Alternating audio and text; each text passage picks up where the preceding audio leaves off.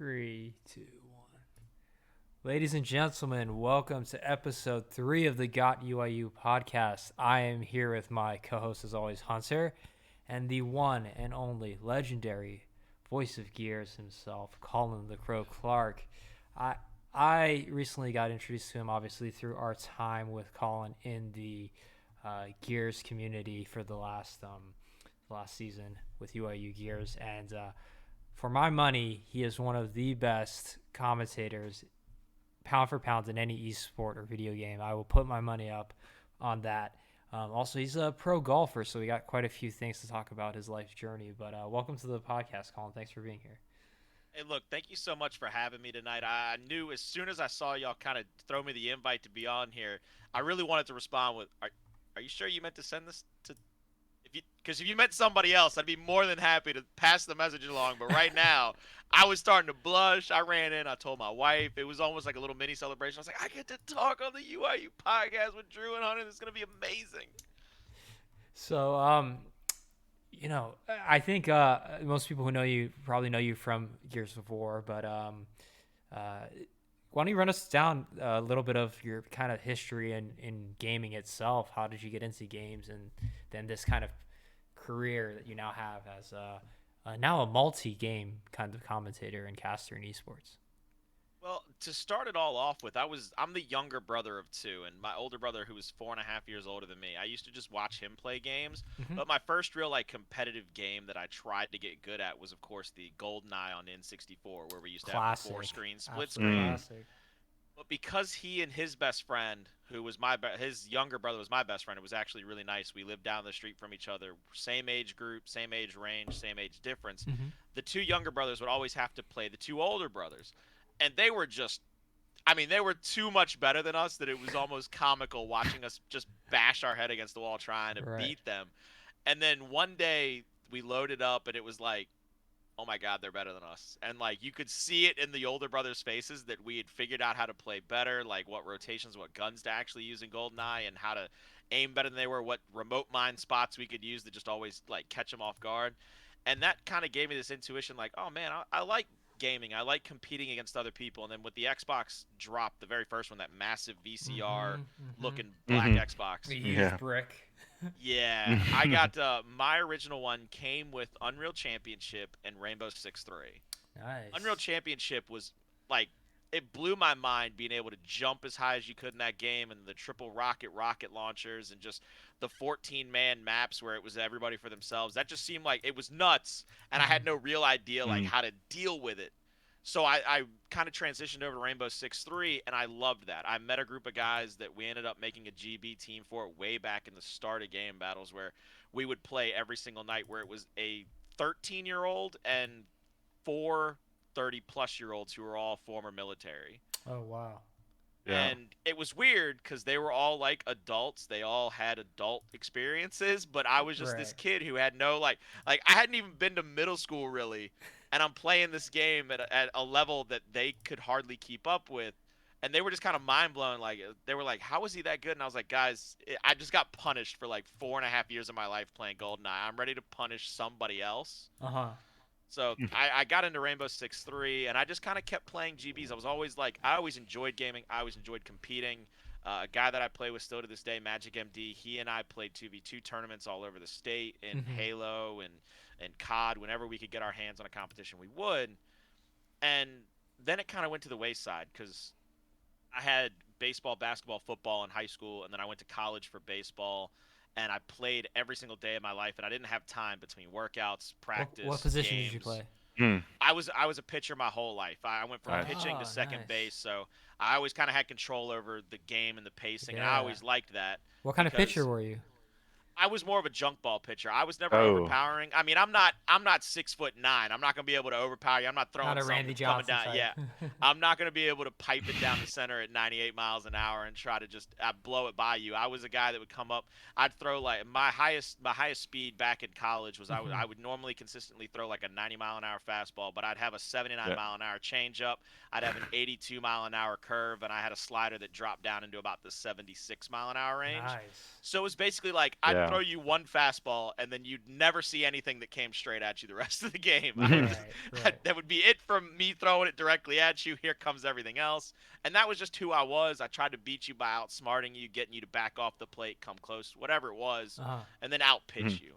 But after college, in my senior year, I actually ripped my ACL and my LCL at the same time. My knee completely shreds. We're playing at Hofstra. I plant to throw a curveball. My knee turned 90 degrees to the left, and my toes planted in the mud stayed pointing straight at home plate. Did you immediately know? Oh yeah, I you fell probably to the did ground. at that point. I fell straight to the ground because I had nothing. There was no longer any support in the tendons down there, so I just fell to the mound. My dad actually hopped over the dugout, like ran across the top of the dugout and hopped onto the field from the stands and ran to me. And I looked up at him and he was like, "Are you in pain?" I was like, "It hurts so much that it's almost like a psychotic laughter I want to go into because I have no idea. My body had no idea how to process that level of pain." So I get hurt. I start to rehab. I go through the walking phases with crutches, with canes, whatever. And my dad actually invites me out to play golf with him and his buddies, but not really play, just walk on the course, just get the exercise, be outside, not be so depressed and stuck indoors all day, especially because I wasn't even playing games. I mean, I spent every day either in rehab or in bed crying because I was a prospect at the time. I thought I was going to be a draftable person, and that's gone now. You can't plant on your left leg. You can't throw anything anymore. It's over. Say goodnight. So I had to try to come to terms with that. Real dark place in my life. Golf kind of brought me out of it. As I got better and better at golf and healthier, my father came to me and said, "I'll pay for you to enter this tournament. If you win enough earnings to pay me back, great. If you win first, you don't have to pay me a dime. You can keep all the earnings." Well, I came in second. That's good motivation. Yeah, it was. It was great motivation. Came in second, and I end up looking at him, and he goes, "I'll put you in another one." I pay him back, and then I give him an extra money to pay for the next tournament. Enter the next one, I win. Wow. I'm on cloud nine. I don't know how to deal with it. I'm looking at my dad, and he's like, "Nah, it's all yours. That earnings is yours. We're going to put you in another one." Put me in another one. I win back-to-back tournaments and end up getting my first sponsorship, and that starts the pro golfer career. Wow. But So how old are you at this time? At that time I was 23. Oh, wow. I had just finished my because I stayed out of everything. I was 22 in my senior year at college, and then I went over to UVA to get my master's because I needed something to do to not just sit in bed all day and just do rehab in bed.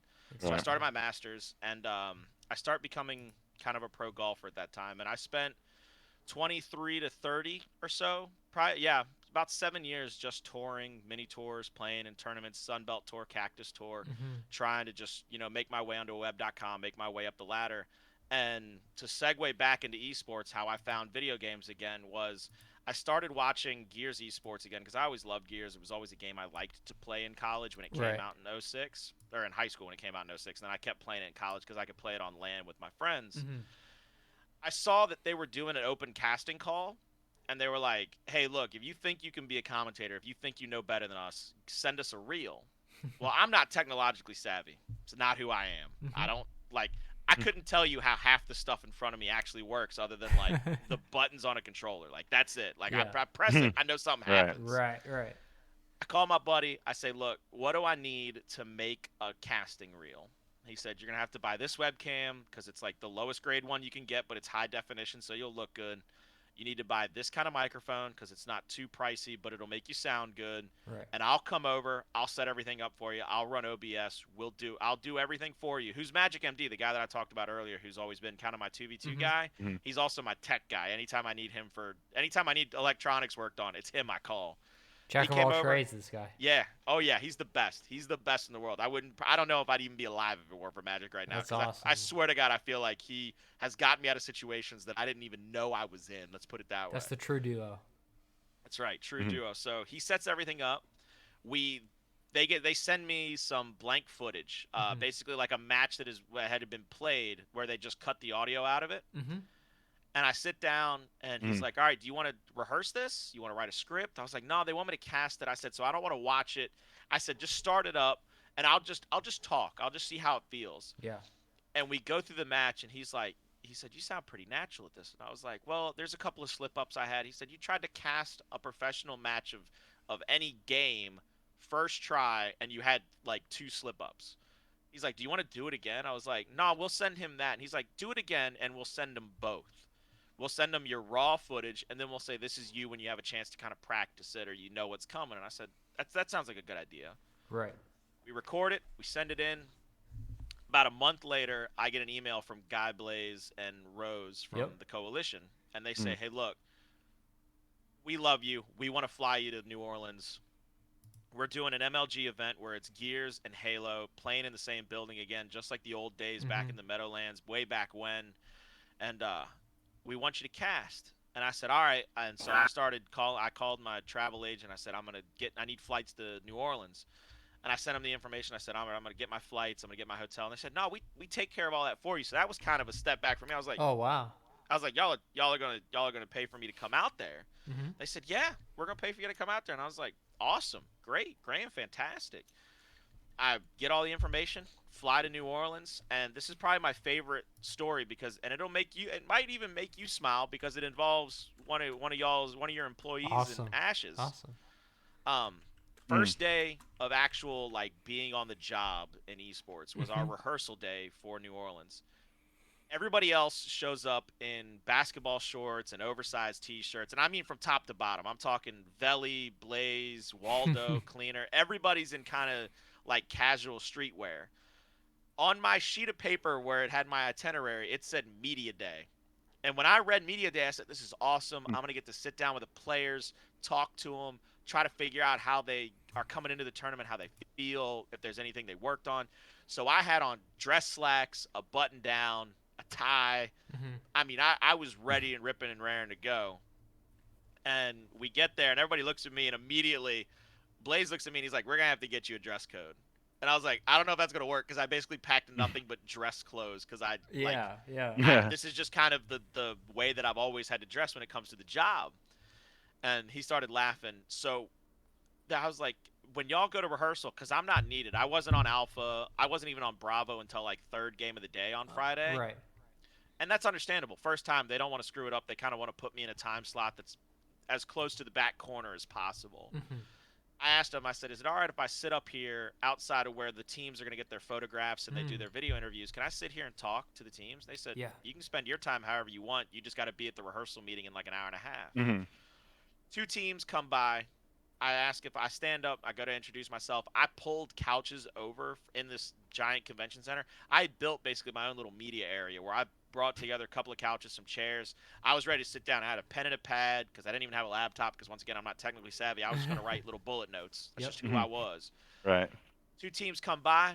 2 teams pass me, and they look at me like I was a leper. I mean, couldn't have ignored me harder on the way to their interviews. Here comes Optic at the time. That's who they were under. Yep. Gilbert, Billy, Alex, that Optic, that team. And Dynasty. Nick is right there in front of him. And I stand up and I say, hey guys, I said, I know y'all are the defending champions. I know y'all probably got a really busy schedule. I said, but can I ask y'all a few questions? I'm Colin. I'm the new commentator. I'd like to try to get some insight onto y'all's weekend.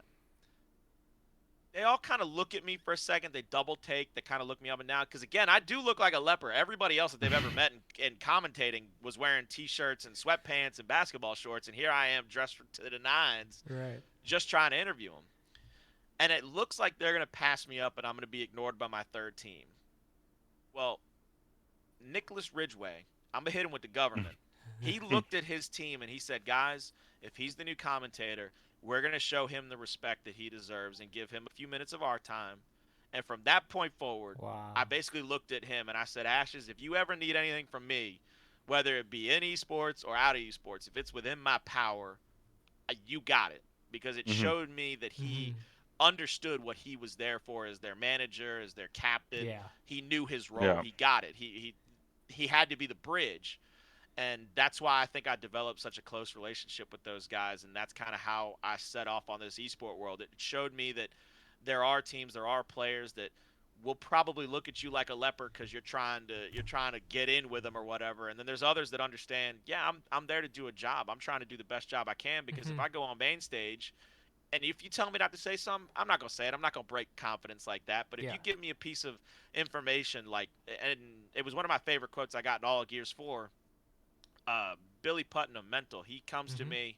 I asked them, I said, hey guys, what rounds do you feel the most confident on? They said 1 and 7. And I said, why 1 and 7? They said, there's no other weapons on the map. If this was a boxing match and all we had was fists, there was no other weapon, we're the best boxers on the planet. Nobody could touch us with Lancer, Nash, or Snub.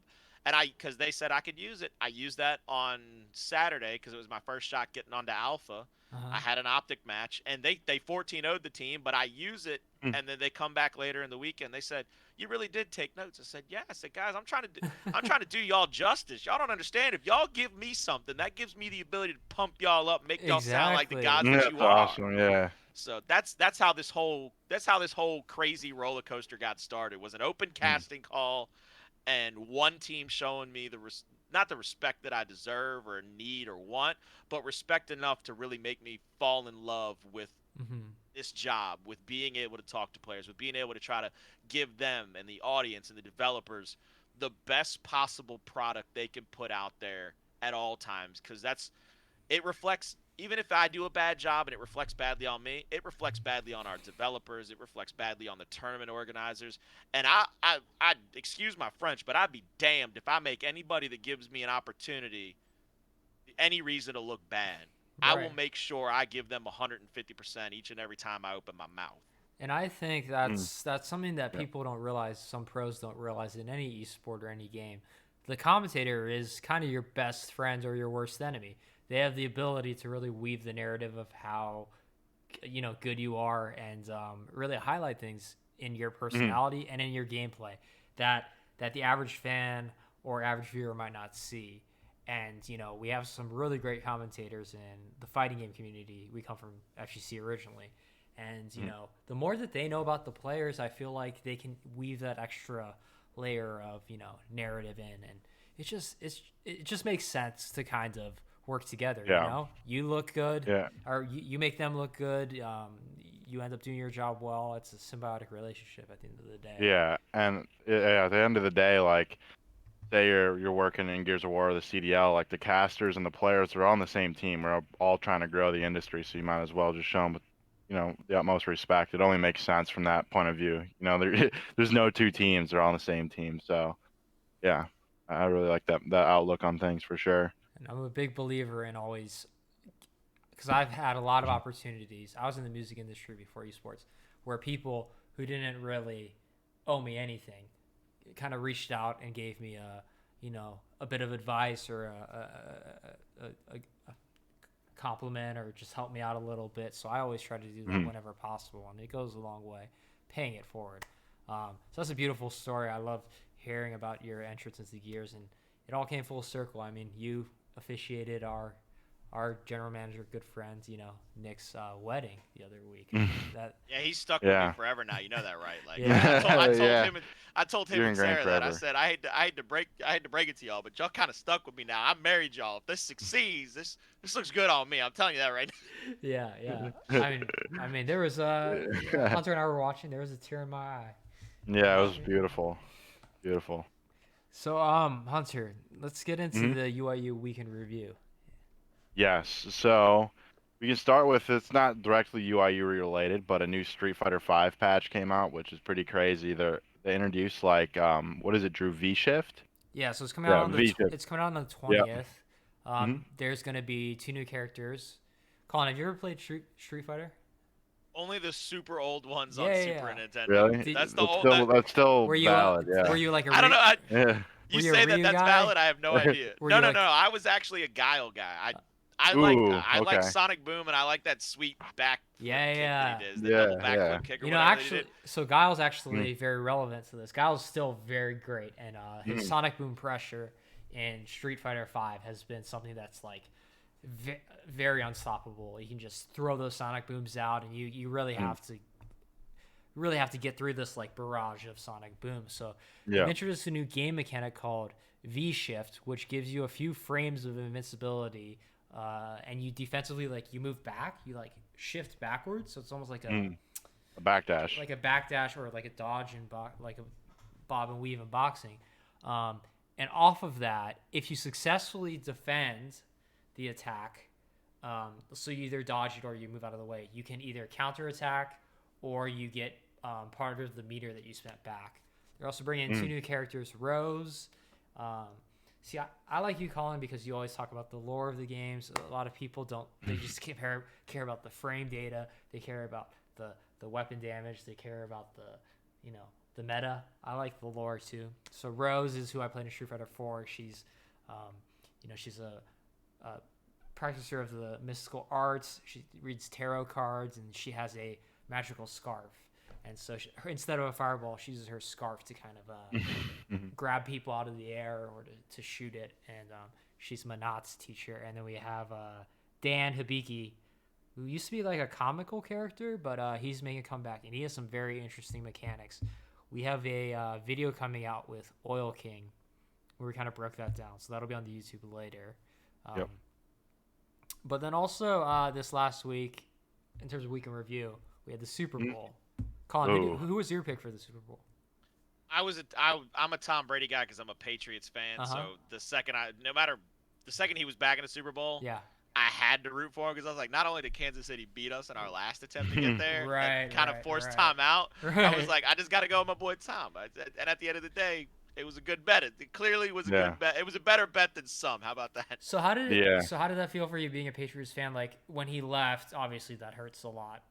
Were you still rooting for him to do well? And then Gronk obviously went there as well, and AB, or were you kind of? Did you still want the Pats to do better? How was that? Like, because my uncle and aunt are Patriots fans too, and they're split. Like my uncle, I forget which is which, but like one of them really wants Tom to do well because he gave so much to them over the last few years, and the other one's still a little bit like vindictive over the whole breakup. I'm kind of I'm a players kind of guy. Okay. And that's in all sports. Like when Tom left, I knew what Tom did for us, but I was a fan of Tom anyway, from his competitive edge, the way, like when we see documentaries about how he approaches the game, I adored that. So I was going to be a fan of him anyway. And that transcends, like when it comes to baseball, even though in baseball I'm a Red Sox fan, when people leave the Sox, if they go somewhere else, I'm still probably going to root for them deep down because I'm like, it's not their fault. At the end of the day, it's a business decision. They got to do what's best for them and their families. I can't be mad at them. Right. I respect that. I respect that. Yeah. I'm a Lakers fan, so like I've always had in my lifetime at least like great players, but I always thought about like what would I do if Kobe left? And I think if Kobe left, I definitely still would have been a Kobe fan. And yeah.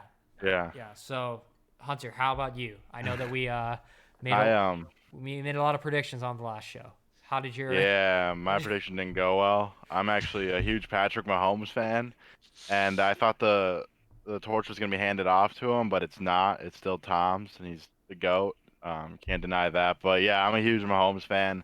I'm always rooting for him. So I got that one wrong miserably. I said that Mahomes was the best quarterback, and I was wrong. Unfortunately, that man made a throw from horizontal. Yeah, he's very talented, but Tom got the job done at the end of the day. So yeah. Someone once told me never to bet against Tom Brady. Yeah. I thought maybe after year 40 in his life that changed. No, it hasn't changed. That rule does not change. You still do not bet against Tom Brady. Yeah, I learned again. It still hasn't changed after like the 4th time of me losing money to Tom Brady. Still hasn't changed. I want you to know, Father Time didn't even bet on Tom Brady. He was like, no, I'm gonna put a 20 spot on Tom in this one. Yeah. So it didn't go well. So that didn't go your way, Hunter. No. But I think we've got Patrick Mahomes and those boys have a long future. Clyde Edwards-Helaire, great player. Yeah. Great player. Let's do another round of predictions. This is actually not exactly the week in review, but right now what's going on is the Call of Duty League. We've had a few matches already. We've had the LA Thieves and Rocker. LA Thieves took it 3-1 over the Rocker.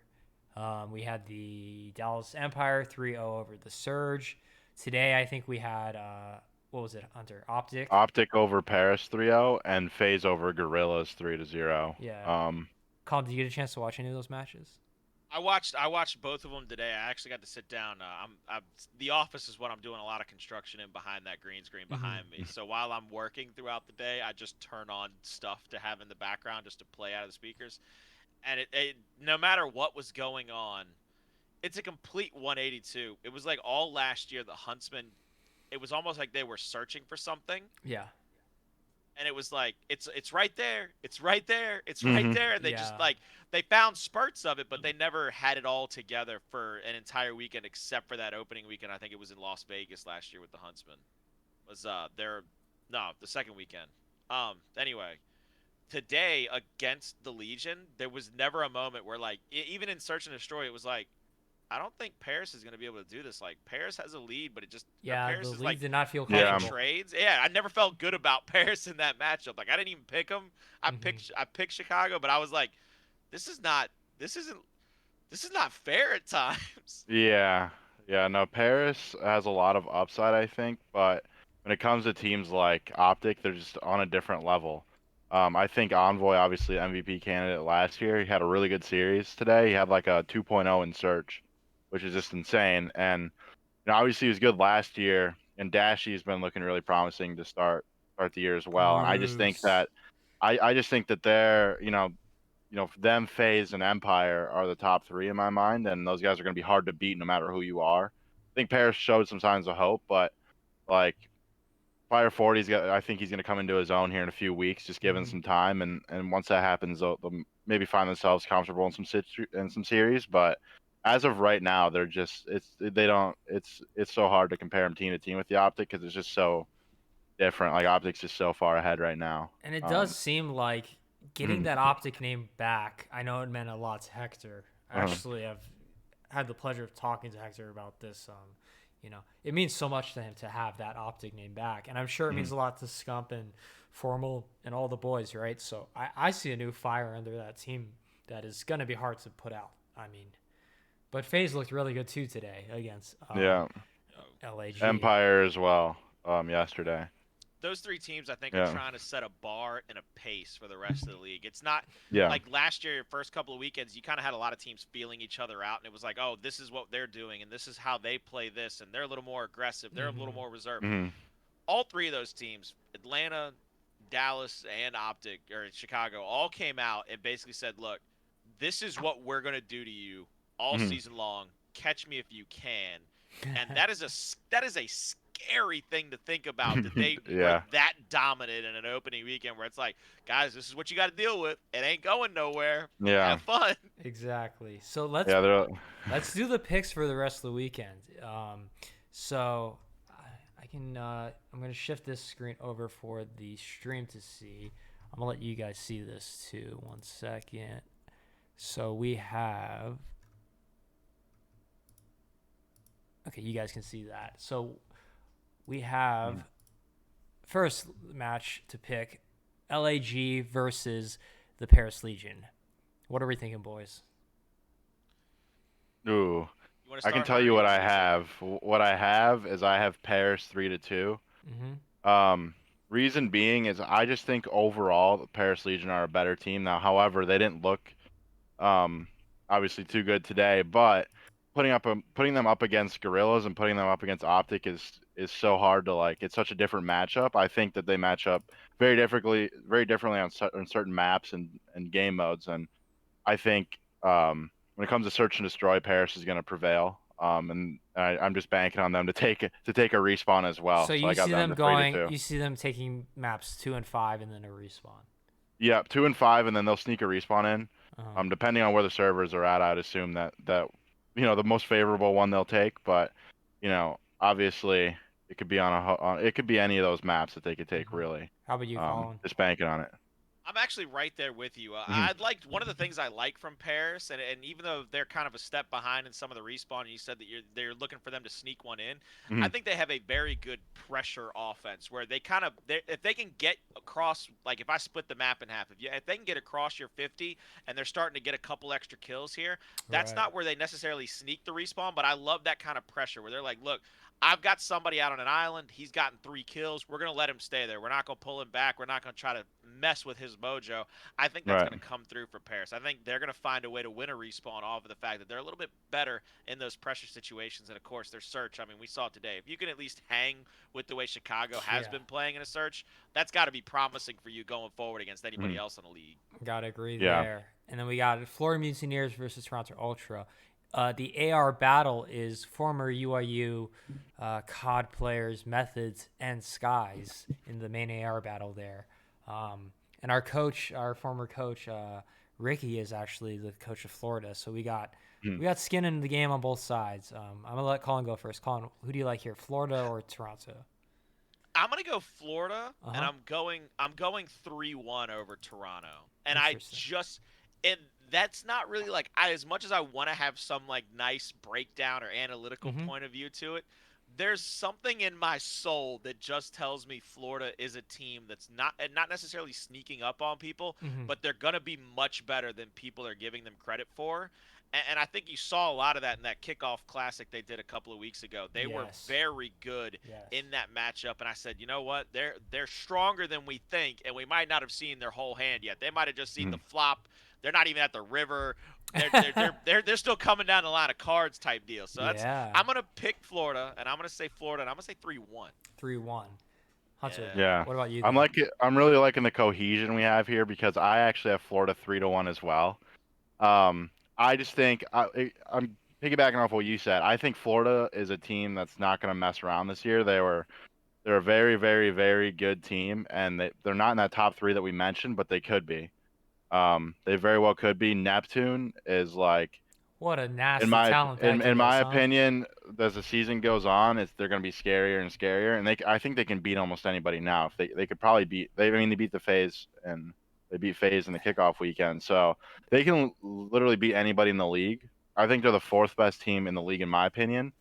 Yeah. Um, Obviously, I think that Skies is a top three AR in the game. That's not even because we like the guy. He's just that good. Yeah. Yeah. And Yeah. I think the new addition with Neptune and obviously Slacks. Awakening is a good player as well. Slack, not to take anything away from the Ultra. Obviously, they were a very, very good team at the end of last year, and they're a team that knows how to get it done. I just think that this early in the game and what I've seen from Florida in the kickoff and in scrims, I think that Florida has a 3-1. Maybe control or search and destroy from the Ultra, Mm-hmm. but I think it'll be pretty convincing. And Florida's got something extra to play for Hmm. there this year Yeah, with, the unfortunate passing of Jay Farrow. yeah. So they've got that extra fire and everything. This is a match I'm really looking forward to: the LA Thieves versus the Subliners. Now Subliners, we had the unfortunate news of Zuma. It's attached told us it's not a retirement. It's not a retirement. It's some time off. It's some time off to heal up. So we may see the Italian Stallion back sooner than later. And he's been tearing it up on stream. Shout outs to Zuma, Tommy, the homie. So what's the lineup looking like for New York Hunter? Refresh my memory. So Diamond Khan, who was on New York Subliners Academy playing challengers, got bumped up in place of Zuma. And they have Asim, Clayster, and Mac. Right. So yeah, very solid team still. But Obviously. kind of a new team Hurts, playing yeah, together very, very, very recently compared to yeah, like a LA month or Thieves. so. Yeah, LA Thieves has been around for basically the start of the game, and obviously we saw what they can do against the Rocker, who I think is a very Mm-hmm. good team going into this year. So I have the Thieves here 3-1. Not taking anything away from the Subliners. I think they're going to be a great team. I think Diamond Khan is a great player. But it just comes down to what I said before. The Thieves have been together since the start of the game. They looked really good against Rocker, and yeah, I think that everything, my heart, my my mind, and everything is just telling me to go with the Thieves here. So I got them 3-1 again here. How about you, Colin? I'm starting to think that he and I must have shared notes before the stream, and I don't remember being there. Like I We just blacked have the out, same. and I shared notes with him. If Yeah. honest to God, I've got LA over Subliners, and Mhm. it's gonna sound it feels ugly to say that and for me Mhm. because Clay to me almost resembles kind of like a Tom Brady-esque guy. If you can get him Right. into a big situation, he Yep. kind of always comes through, and it's like I shouldn't. If we're gonna put him under the bright lights on the big stage, Clay's probably gonna pop off, or he's gonna find a way to will his team to a victory. Yes. But Mhm. in my wife's immortal words, when she made her first prediction of Call of Duty League, Uh-huh. I'm picking the Thieves because I think Kenny's just that cute. I think he's just cute. That's the whole reason That she is picked the Thieves. Hey, that's He's a really great good at reason. Call of Duty as well, which is you a know, good thing for that's- her that's- picking them. That's why Picking I the just started Thieves laughing. because I was Kenny Yeah. is that cute. We That's are Yeah. we're definitely keeping that quote for the rest of the year. All right, and then on to Sunday, we've got the Royal Ravens with the Parasite back in the league versus the Seattle Surge. How are we feeling about this one? I have here that I just don't see Seattle winning a map this weekend. I'm just gonna Really? be honest. Yeah, I love the guys and I love Nubsy and they have great guys on their team, but even up against London, like everybody that I've talked to said that London's been playing pretty well, even with Parasite and Scrims. So, Mm-hmm. and what I saw from the Surge, granted it was against Dallas, it Mm-hmm. just simply I just don't think it's organized enough, in my opinion, Mm-hmm. to take down London. I think London's going to be a scary team compared to like even like last year. It's almost they made a few roster changes, but everybody thought that they were like a mid-pack team, and then they show up and get top four at champs. Like these guys can play. Yeah. And I think that the Surge guys can too. I think that there's like some pacing issues in their game that even the casters have pointed out that I just don't think will fix themselves by Sunday. However, I like the Surge going forward in the year. I just don't think right now they're in a very good spot as a team. You're going straight 3-0. I mean, you're clean Yeah, sweeping it. We yeah. finally have our first disagreement, but it's Okay. only on the map count. It's only on the map count. Okay. I Alright. picked the Ravens too, but I give Seattle one Mhm. map because there's a part of me that looks Mhm. at Seattle's roster and I'm like, there's just too much talent on that Right. side So for much them talent. not Right. to find a way to start winning Yeah. maps. Like I feel like at some point they're gonna come out of spawn and just like every shot is gonna hit for them with all the talent they got over there. I'm like, there's no way it doesn't happen. So I Mm. gave them one map over London. I think London just they end Mm-hmm. up winning out the series, and it ends up being one of those things where the maps London wins are going to be convincing maps for London. It's going to be like, oh yeah, it never really felt really out of their Mm. control.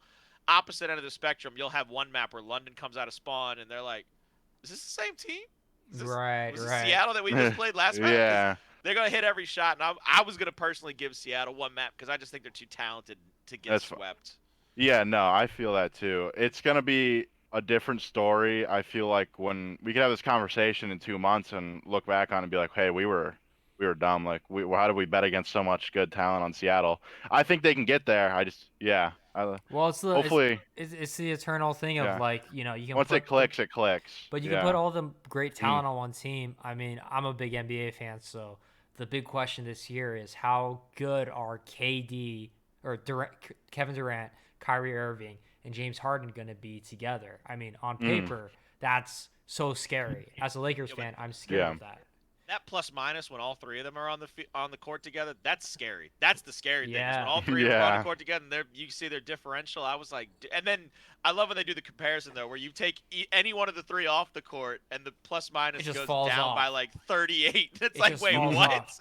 And this is a season where they're Mm. not getting to like practice as much due to COVID and everything. So, sometimes the best roster on paper needs a little bit of time to gel together. I think there's a Mm. stat right now that they are right now, as it stands, the all-time historically best offense in NBA history and the all-time historically worst NBA defense in history. So let's hope It's got James Harden, so I mean, yeah, it's gonna it's gonna level out at some point. I'd assume. Same for the Surge. They have so much talent. I can only see them Yeah. getting better from here. All right, so we got another banger of a matchup with the Empire and the Rocker. I'm gonna let you go first on this one here, Colin. I'm picking Dallas and I'm Mhm. going 3-0. 3-0. Dallas too good. Mm-hmm. Like I look at Clay, not Clay. I look at the way that like after Clay left and Mhm. Krim is kind of looking around, and I'm like, is this the first time in Krim's life where he's like, it's not on me. I get to just kind of hang out, and it's got to feel so nice to have somebody as talented and as good as Krim be able to look around at the people like on his side and basically be like, y'all are just really good at this video game. Y'all know that, right? Because I mean, those boys were just absolutely decimating the battlefield. So I'm going Yeah. 3-0. I'm going Dallas. And I don't even know if it's like close 3-0. I think it's just 3-0 and Dallas kind of goes and has an early dinner. Hot 3-0. Yeah. Yeah. All right. Yeah, no, I agree. The Dallas boys are looking absolutely incredible going into this. I'm not gonna give I have different map set, but first or map prediction. But first of all, let me just say this that On the Dallas squad, everybody Colin said, Crim's kind of looking around like you guys are so good at COD. I was watching them play, and Hook is absolutely disgusting at this game. Like people always talk about Shotzi, Yeah. Illy, Crim, but Hook is really good and has been for a very, very, very long time. But I think from watching him this year, this might be one of his best CODs. I'd look out for him. So my But yes, fantasy I have team. Rocker here, but I have Empire here, but I have him 3-1. I think Rocker, despite the loss, they still look really, really good in Search and Destroy. But that's like we can leave it at 3-0 because obviously Empire are really good at Search and Destroy. It's going to depend on the map for me. But yeah, 3-0, 3-1. It's going to be Empire that end up taking it. Yeah, so. I think for me. And I don't think a respawn will be close. I don't think any of the respawns will be close. I think Right. if Rocker take a map, it'll be a Search. Yeah, I think Rocker's another team for me that's going to be a long-term success story. Yeah. You've got Attach there. You've got Priesta, Major Maniac. I think that this team could make some real waves down the line. Yeah. It's just like we said, the top three really are the top three right now. And the match that everyone's going to be waiting for, that we've all been waiting for since CDL, really kicked off. Would we ever see it again in its truest form? Optic versus FaZe. So excited. I'm so glad you get to go first, Hunter. I'm excited for this one. Hunter? What do we got? I got Optic game 5, 3-2 to Optic Gaming. So how do you break that down?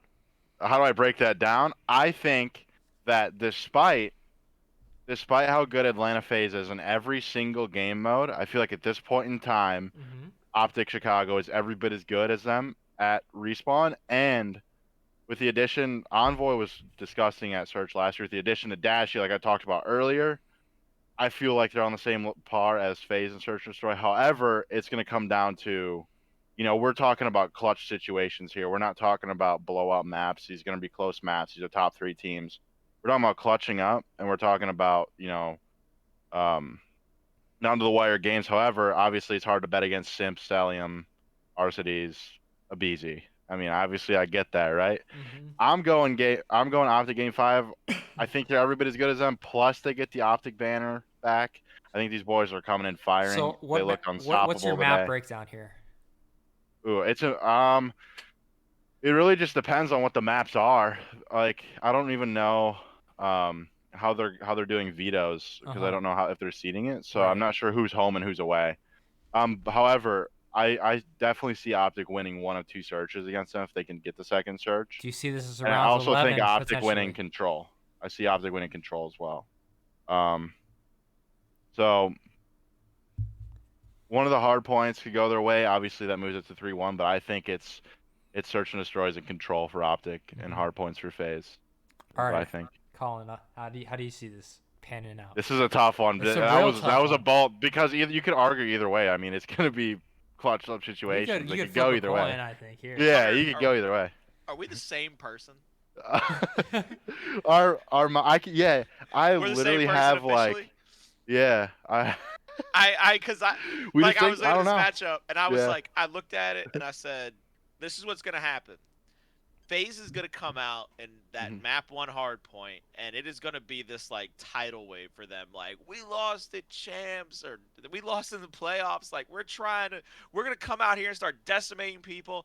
And Optic are probably gonna take map 1 on the chin. It is gonna be like a first or second round, like straight hook that catches them. They're gonna have to back up into the corner. They're gonna go, you know what, guys? It was hard point. We kind of got out of the rotation system. We lost too many trades. It's fine. We're going to search. They're going to win map 2.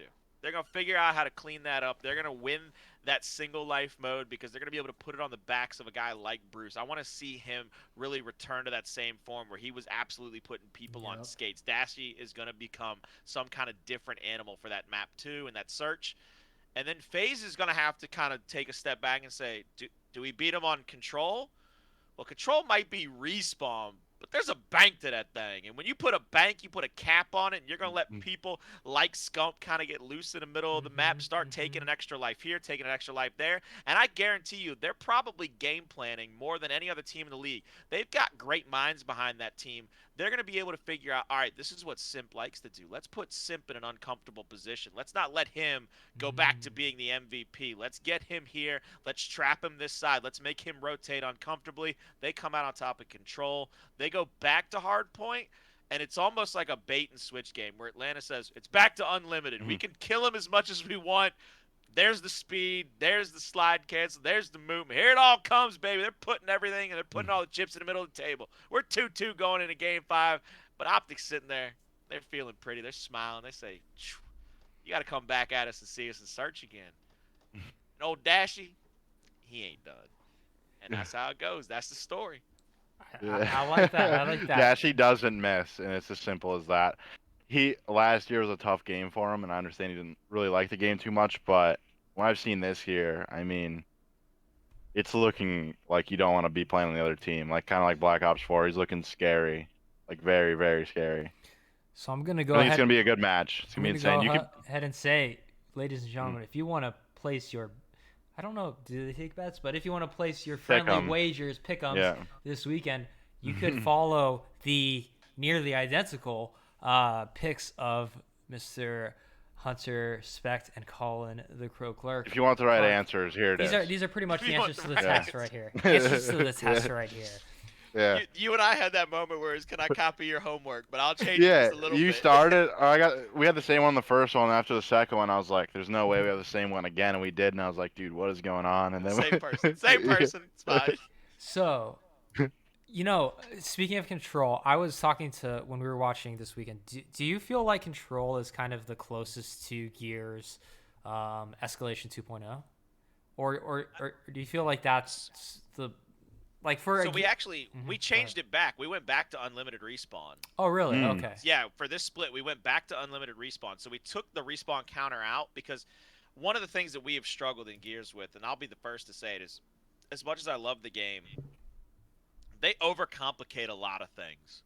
Like, if you're cooking steak and potatoes and somehow find asparagus on your plate when it comes out of the kitchen, something went wrong back in the kitchen. All right? Somebody put something on that plate that wasn't meant to be there.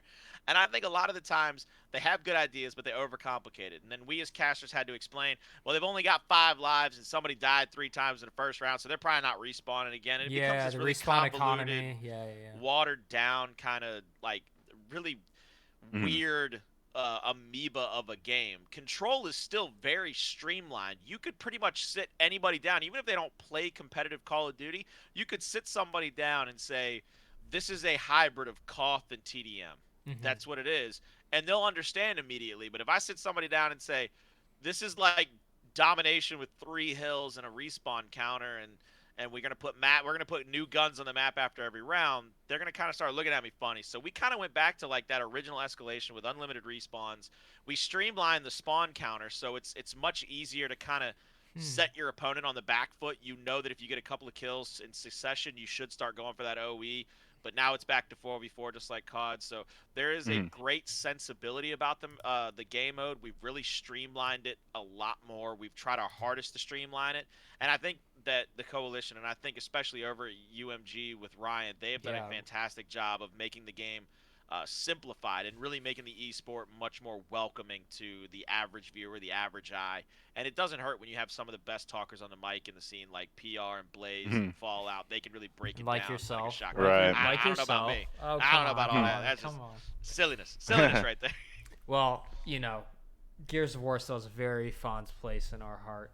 It was quite sad that we had to leave, but never say never. I look at the changes that they're making, and 2020 was an interesting year for everyone. Not to get too much into the behind the scenes, but there's a lot of challenges with any business, with any org.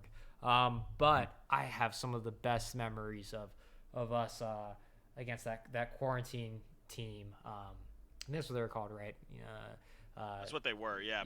Before they moved over to Rise. At the Texas Major, and then of course the dream that we had, the 16-0 map count. Those are some of my favorite moments, not just in Gears, but in the UIU kind of canon itself. So I actually wanted to ask you, Colin, what are some of your favorite casting moments from all your time in Gears? I can tell you right off the bat because it's a moment that somebody actually got a picture of it in the audience and sent it to me, and I'd have to go and try to find it and bring it to you or email it to you so you can see it.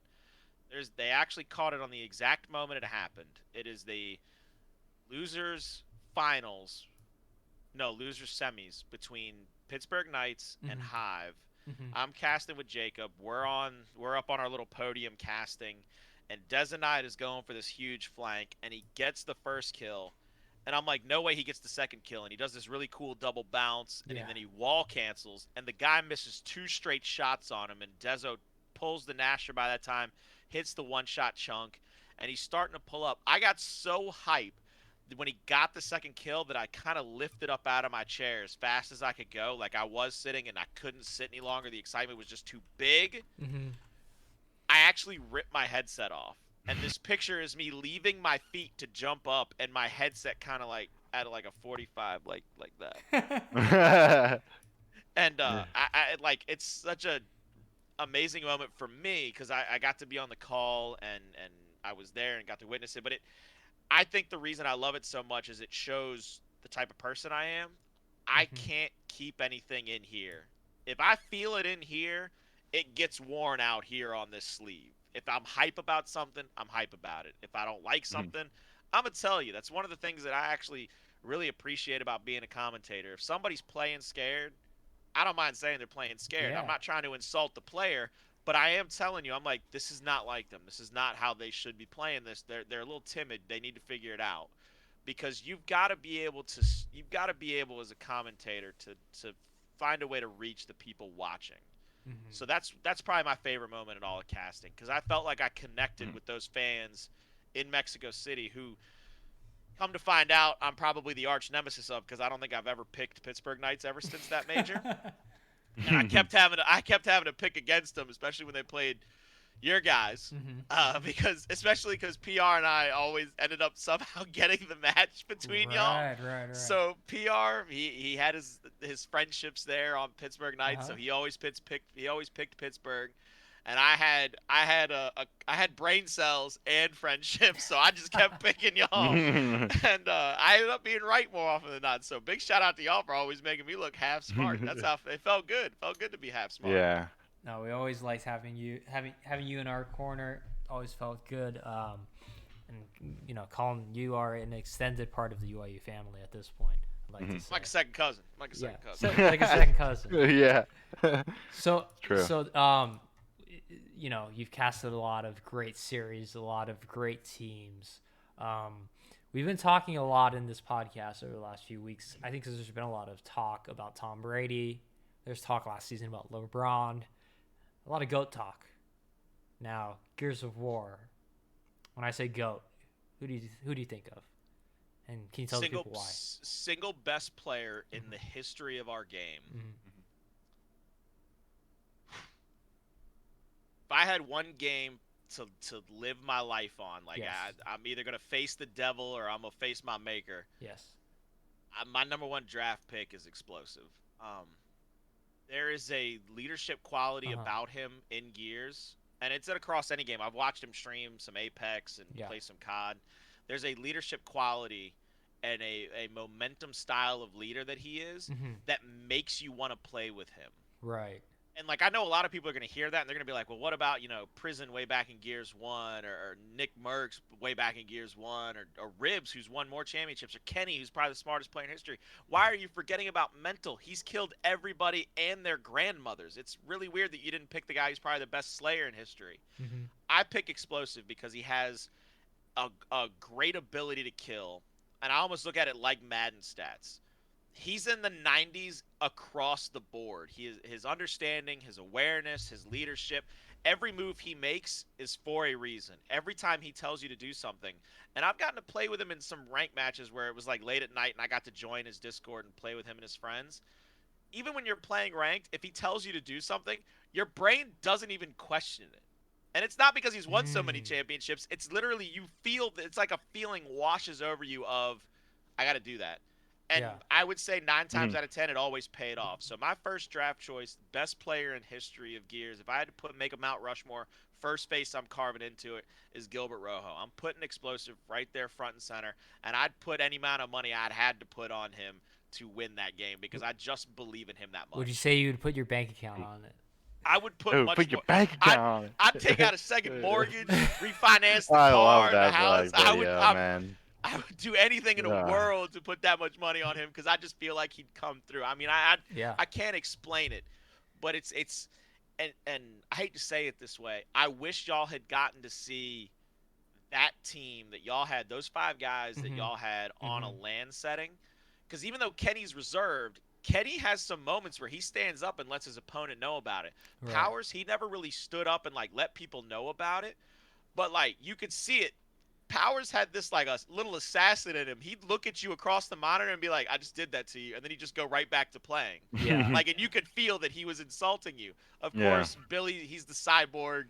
He never showed emotion. Like my man was out there just Yeah. he'd kill everything and move on with his life. Yeah. But there were these times where like Gilbert, he knew he had to do it. He knew he had to show the energy. He had to pump up, fire up. And if anybody had to get him to that place, it was a roadie. A roadie could sit next to him. You Mm. cracked him.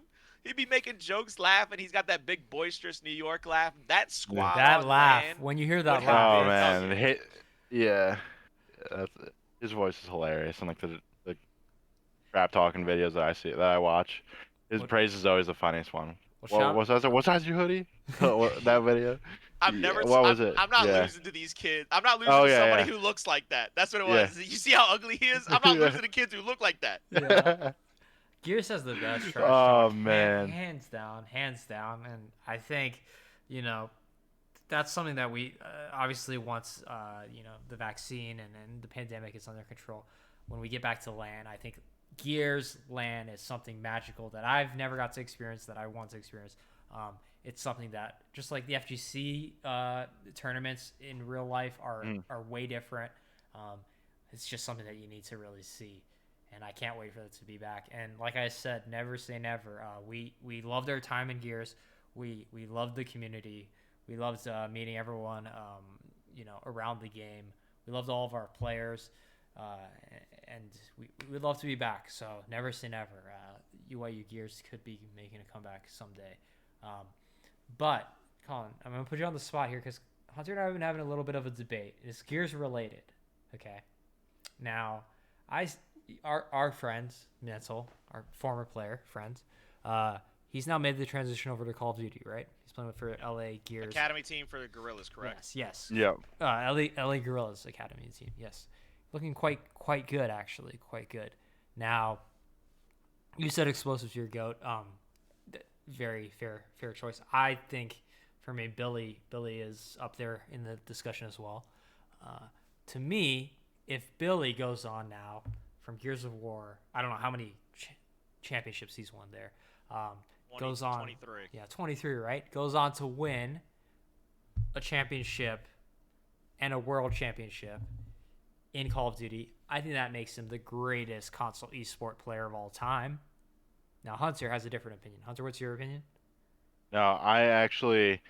Let me say this first. Mm-hmm. When I came to the organization, I didn't know much about Gears, but I've been like watching like old videos, and I've like really like done my VOD review, especially when we had the team. I still watch now, with the rule changes and everything. Mental, in my opinion, is like out of this world.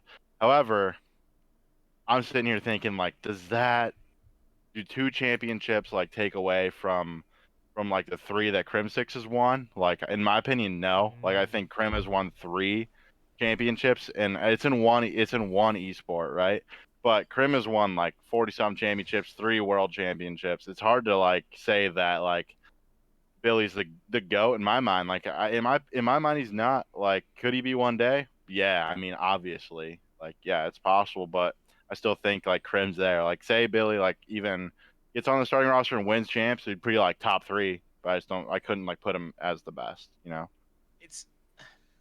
I think I'm there with you, Hunter. Mhm. I'm more inclined to go with Krim because of just Mhm. the amount of accolades he has. He's just built this mountain. Mhm. But I think there has to be something to be said Yeah. Especially, I mean, like you heard it. You heard the talk last year. Like when Mhm. you have a player that's able to transition, like when you had a Shotzi or Nilly come over from a different game, Mhm. and all of a sudden become a. I mean, Neptune this year. You're gonna hear about Neptune left, right, Right and now. center because he's come over from a different game, and all of Mhm. a sudden he's pushing the meta on the movement. He's faster than you. He's Yep. quicker to the shot. He's quicker than that. Mhm. If you watch Billy play, there is not just a quicker sensibility of movement.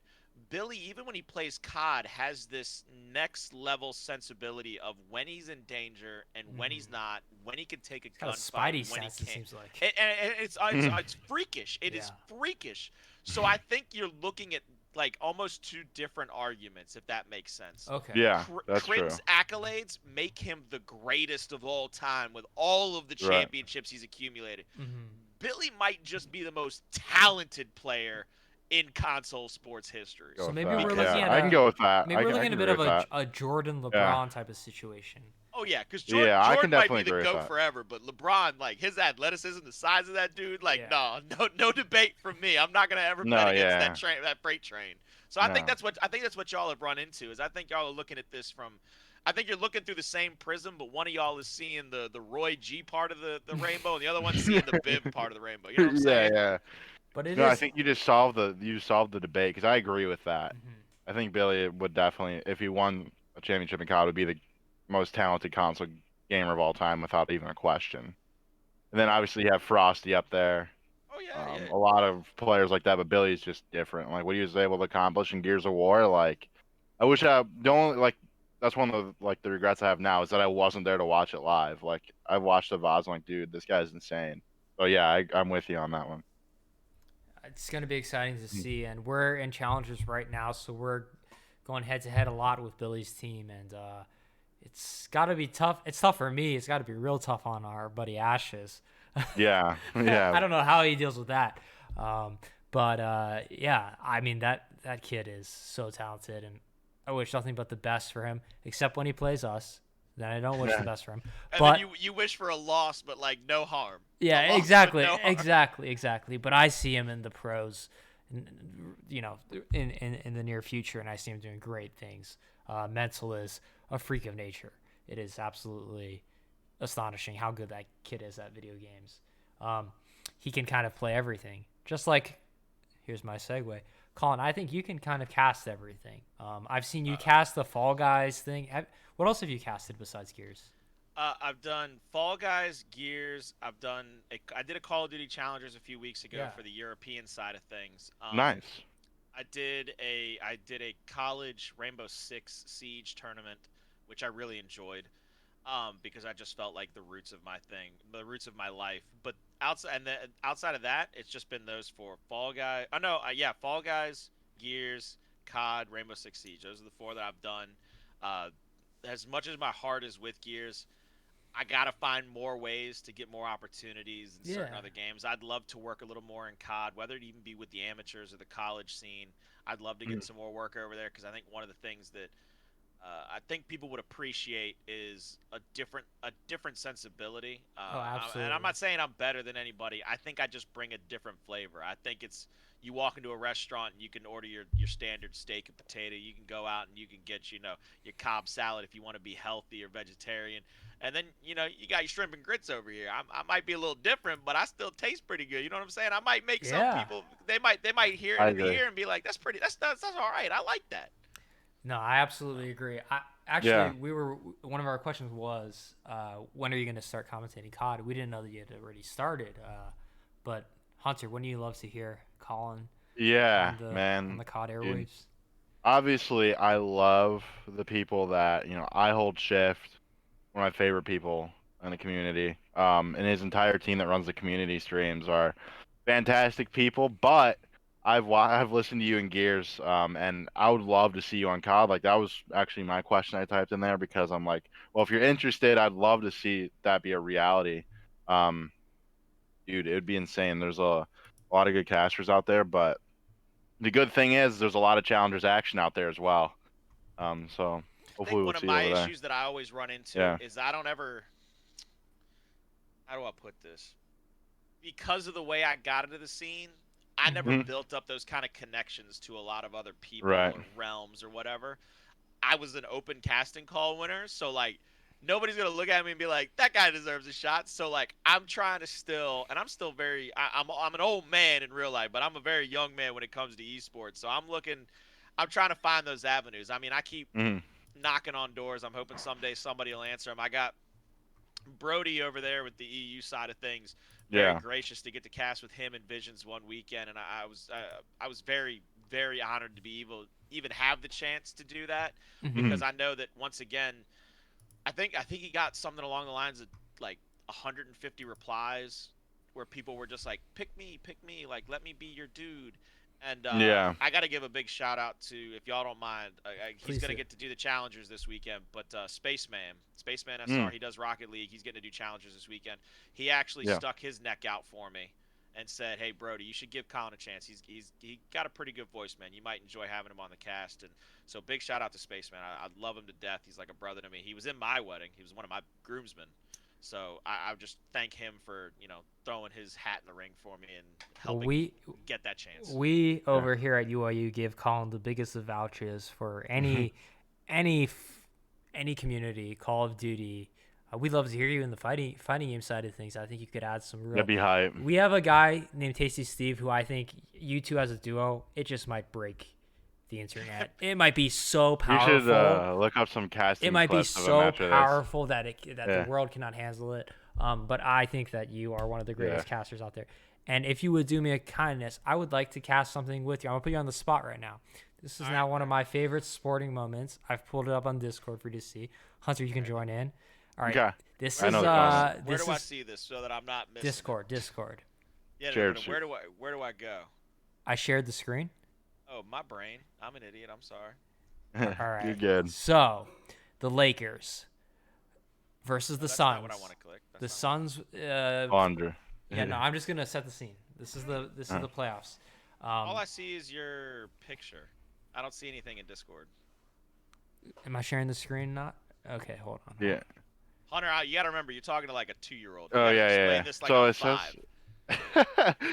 if you go down to like VIP where we're at, it says like Yeah. live on his name, and It does do not a for little me. watch it. It doesn't say live on his name for me. Interesting.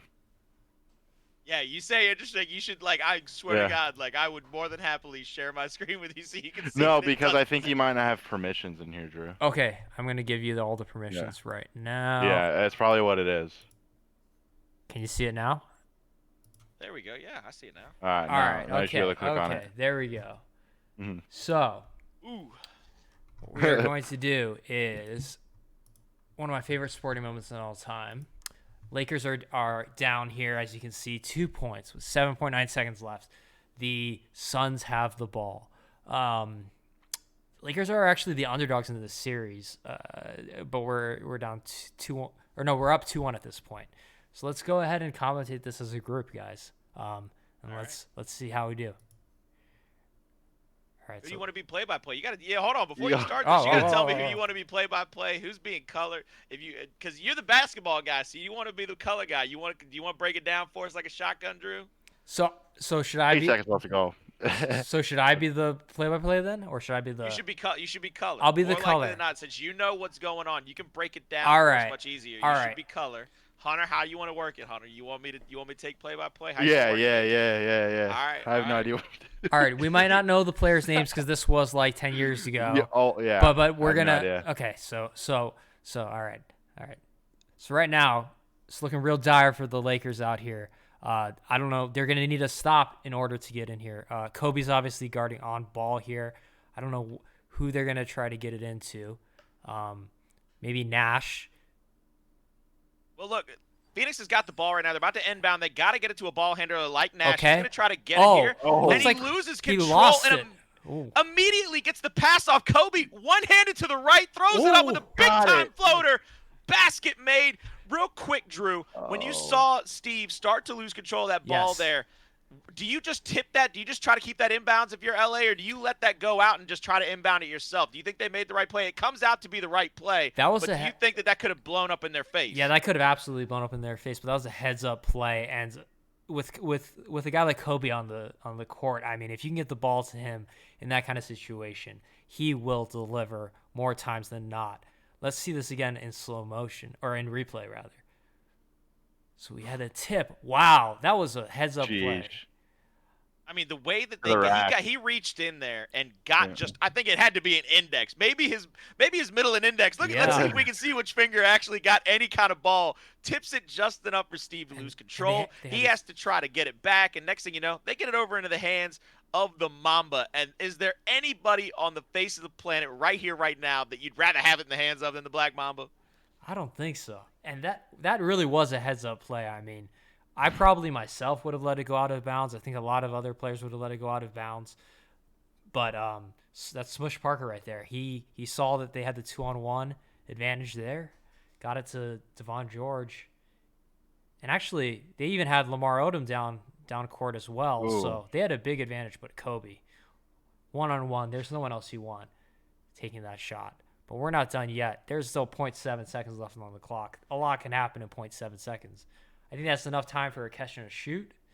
But you're gonna have to inbound and take a quick timeout to try to get it past half court, correct? And then get a catch and shoot, because you can't just throw it down to half court and hope somebody can release it. Right. No. And the Suns have the ball, so there's. Look at my man Jack. My man Jack feeling it out in the front row. Oh, actually, it's a jump ball. Something must have happened that it's a jump ball. Oh, sorry. This is now an overtime. This is overtime. We went straight to overtime. This is overtime. All right. That whole situation is gone. 6 seconds left. Overtime. Jump ball. Kobe Bean Bryant gets the jump ball. He gets the tip. He's going to take it himself. Little ISO play with a step back fade away. Bang to the heart. Throw the dagger at him, Kobe. Was that my man Sasha Vujacic? Wait a minute. Yeah, that's the cyborg Sasha. And the Suns are leaving the court. You can't believe it. I mean, that tip ball, I remember this now. They did not have a timeout left in this overtime. They had gotten a jump ball situation. Basically, whoever won that jump ball, if the Suns had won that jump ball, they were going to win the game. And the Lakers were going to have to see as a 2 seed versus the 7 seed right here. Jack's loving it. I mean, I just love the passion that you see throughout that team. Iconic moment right there. Right there. Oh, my God, with the jersey rip. That's beautiful to see. And, Drew, you can speak to this. When somebody on your team makes such a big play, makes such a huge moment happen in regulation, and that momentum shifts in your favor, and it's that whole us versus the world mentality. It's a 2 versus 7, and we're in this ball game right now. We got a chance to take this 3-1. Tell me what that must feel like as a squad. If you're going to break that down, how much trust, how much love, how much faith is all of a sudden restored in the entire roster after that kind of a play? Everyone in the entire organization probably feels that from the players on the bench to the coaching staff all the way up to the management. I mean, that just even the entire city of Los Angeles right there. That's a home game right there. Everyone's revitalized by that. And up 3-1, there's no chance for the Suns after this to come back. I mean, that is a dagger, not just into this game, but I think into the series. Yeah. Hey, look, let's bring in our sideline reporter. Hunter, you were down there on the sideline. You were trying to check out all the action. You were probably a little too close for your own comfort with some of them bodies flying around. What did you see, though, in the eyes of a guy like Kobe when he's bringing it down, trying to go for that fadeaway, takes that step back and hits that dagger? Is his eyes his eyes just filled with blood redness? Does he look like a viper at that point? He's ready to strike. He's coiled up. Yeah, man. I mean, he has the icy shield at the end of regulation, and then in overtime he just does the same thing. Kobe does Kobe things, and he'll always he just always did in his career. So that's how the jump ball happens. Just another day in the office for Kobe. I mean, ice up twice for your team, like. Yeah, that is the Walton. So I guess this is how the jump ball happens. Odom, nice double team. Luke Walton with the jump ball. Double team trap on the sideline. Straight up fell out of bounds. I think there were no timeouts on either side, so. They had to. And look at this. Jump ball getting to Kobe, that is, I don't know if that's fate or destiny right there. But a little bit of both, man. It's both. Fate and destiny. I mean, throw any kind of words you want on it. The dictionary doesn't have enough to describe exactly how pretty that sequence was for any fan of the Lakers, especially those that were just desperate to see this team come out on top as a 7 seed, prove everybody wrong. They said, look, they ain't got a chance. We saw how good Phoenix was all season long. And LA said, guys, we got ice in the veins right now. We've got Kobe beating Bryant. He's about to make these step backs. He's not going to let you come back into a game like this after you've let him make a big play at the end of regulation. And now we got a jump ball to try to decide this whole game. This is us, baby. Us against the world, us against everybody, and we're coming away with this dub, with this victory. Drew, you broke it down better than anybody I could possibly imagine. Hunter, thank you so much for being on the sideline all game long. This is it for the broadcast from ABC Sports. We're going to see you in the next series. That was awesome. See, that was fire. Colin can do it all. commentate anything from a game of cornhole to the NBA Finals. I want to see you. Is that Brock Lesnar? Yeah, that is. Let's go, baby. I don't know if we. I think if we did WWE, we might get copyright. You get strike. That it's might fine. come back and I just saw it out of the corner of my eye, and I was like, "Is that my man Brock?" So you're a wrestling fan too, right? Does that massive? Does that play any role into your kinds of your commentary style? It does a big time because especially when I get excited, people can hear kind of that draw, that southernness start to come out. And I've always kind of identified, not Jim Ross is the greatest of all time. I would love to identify with Jim Ross, but he is not going to be, like, I'm not going to be able to identify with him because he's the single greatest commentator, for my money, of all time. I love to listen to him over the airwaves. I end up going more with kind of like that Jim Cornette style, especially when I was doing like pregame pick'ems, especially for y'all. I kind of fell back into Paul Heyman and Jim Cornette. I said, I need to find a way to make my guy. I mean, and I did it just before y'all finished off the dream. When right before we threw it to break, I asked our director when we went to commercial. I said, as we're watching these replays, goalie, can I kind of go full like promo for these dudes? Yeah. I'm trying to hype this up like it's the greatest. And they said, go on ahead, Colin. I said, all right, I'm going to make UYU sound like they the biggest, they the baddest, they the most unstoppable team in Gears history. Ain't nobody even touched them. Nobody's even sniffing them. That's how far away they are. I mean, they could set off an actual stink bomb. They'd be 6 houses down the street, and you still wouldn't call the aerator because that's how far away they are. They're living on a plantation, baby, and you just over there in a 2-room shanty shack, and you've got to figure out how you going to beat them? You ain't. So I went full Jim Cornette on him. I went full Paul Heyman. Y'all were Brock Lesnar to me. I was going to pump y'all up like Jim Cornette with Yokozuna back in the day. I was going to make y'all sound like the single greatest team to ever touch the game because I knew I wasn't cast in grand finals, so I could be as biased as I wanted to be at that point. My job was done. That was a beautiful analysis of that. I have one last thing for you to look over. It's a friend of ours, okay? Okay. He knows. Okay, so I'm looking at Shady Swing. Yeah. Is this the update where he's trying to straighten up his back? No, I think he posted an update where he's trying to get his back straight. So this is the original. He did. So for anyone tuning into the podcast a little late, Colin has an extensive background in golf. He's a professional golfer. Our good friend Shady, friend of the podcast, friend of UYU, friend of the Gears community, friend of us all. I think he's just getting into golf. Do you know, Colin? He's been in it for a while now. He's all the way back, I think almost 2 years now. He started really trying to get his swing under control and start trying to learn. Okay. But I'm pretty sure Astro took a lot of his time up, especially with the transition in his career paths and the way that he's gone. I know his life has been crazy. So I know he wanted to get more into it. He probably had to take some time off, but now it seems like he's really got his nose to the grindstone. So let's see what you see here. All right. So I can already tell you, I love the interlocked grip. That's what I use. I'm an interlock grip kind of guy. You can see the fingers folded across one another. The number one thing that stands out to me is how much he's arching his back. I have always been a bigger fan. Like right there at the beginning, you can see his back kind of curling around. What you want to do when you set up to your shot, lay your club head down at the back of the golf ball and then kind of bend at your knees until you feel a tightness in your thighs, and then just bend forward at the hip. Kind of Ah. let your hip flexor do it for you, because when you start to bend that way, Yeah. you're actually making it harder to drop the club directly back into the line of path. I think if you let it play until about I'll try to hit you with the stop it. Okay. Wait till he's about the top of his backswing and try to Okay. pause it. Here we go. Right there. Do you see how his hand is already starting to come forward a little bit? How his Yeah. top hand looks like Yep. it's gone from laying back a little bit to coming forward? Mm-hmm. He's going to start coming over the top because his back is curled up so much. Coming over the top means he's going to come outside the golf ball with his club head, and he's going to hit it on the outside right portion, which causes you to have a fade, a shot it starts out left and then comes back right. If you can play it and you can learn how to play a fade, no matter how many yardages it is, Right. it's a really deadly shot to have in your arsenal. But the problem is when you arch your back that much, you can't control the fade. Sometimes it's a 5-yard fade, sometimes it's a 20-yard fade, and lo and behold, every now and again, he's going to hit the dreaded pull hook. He's going to line up left.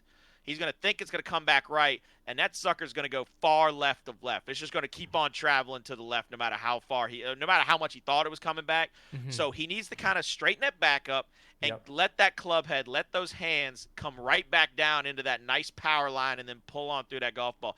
The knee action, his lower body, the way he turns into it and the way he follows through, brilliant. I love that. You can build on that. Straighten it back up and learn to let those hands drop back into place, and you can really got a solid golf swing going. Awesome. Well, I'll make sure that he gets this. I'll send this over to him. I know he's already posted that he's kind of straightened his back up a little bit. So he's already, I don't know if he got that advice from you or someone else, but he's already working on it. And I've been loving to see more people get into golf. I actually golfed a lot with my grandfather growing up, so it's a big pastime of mine as well. So one day, Colin, we're gonna have to hit up the links, me and you. Fine by me. Look, it'll be on me, baby. I'll just be so honored to be sitting next to you. Well, we might not be able to sit next to each other in a cart right now. People are still having to separate. You still got Yeah. 4 carts to it. If the dream comes true, I'll get to sit next to you in a cart, and I might talk your ears off like I could talk the ear off a billy goat. But hopefully, we'll have some fun. We'll Of have some course. laughs, Every and the scores will be red. Hopefully, no boxes on the scorecard. We'll all stay in red numbers that day. I'm sure you will. I don't know about myself. Yeah, no way. Well, look, hey, there's always an eraser. You can always lie. I can make you look good, Drew. I promise. I swear to God, I'll come off the course and be like, y'all should have seen Drew out there. Man was dropping bombs like it was Baghdad, baby. He was coming off a tee 320 yards. Oh, good stuff. Good stuff. All right, All right, sir. everybody. Thank you for tuning into episode 3 of Got UYU. We appreciate everybody tuning in. Colin, it was a blast having you on. Hopefully we can do this again in the future. But yeah, this podcast should be available on all platforms by Monday, so the 15th of February for everybody listening. And Colin, so where can the people stay find tuned you? for those. Where can the people Yeah. find you on social media, Twitch, all that? Everything is at Colin Crow Clarke. Twitch.tv Colin Crow Clarke. Twitter at Colin Crow Clarke. Instagram Colin Crow Clarke. I somehow got lucky enough to have complete control over that name, and it's everything. You can find me anywhere and anywhere on all social medias. It's always Colin Crow Clarke. Awesome, and we'll definitely have you back on the podcast. Maybe we'll after the Gears season starts up and gets a little bit more underway, we'll discuss some Gears and have you back to talk some more Call of Duty, because you clearly know your stuff, and I'd love to see you more in the Call of Duty scene. Also, we have some events coming up that we'd love to get you on the mic for at UYU. So we'll be talking. You know how to reach me. Anytime you throw up the bat signal, you know you got somebody in me that's always willing to help out. Y'all have been always gracious and good to me, so second y'all call, I'll pick up the phone, baby. I'll be right there. The best in the business, ladies and gentlemen. Colin the Crow Clarke. Give him a follow, give him a like, and make sure you tune in to anything that he's commentating. Tune into the streams, and thank you, everyone, for listening. We'll catch you next time. All right, peace. Peace, everyone.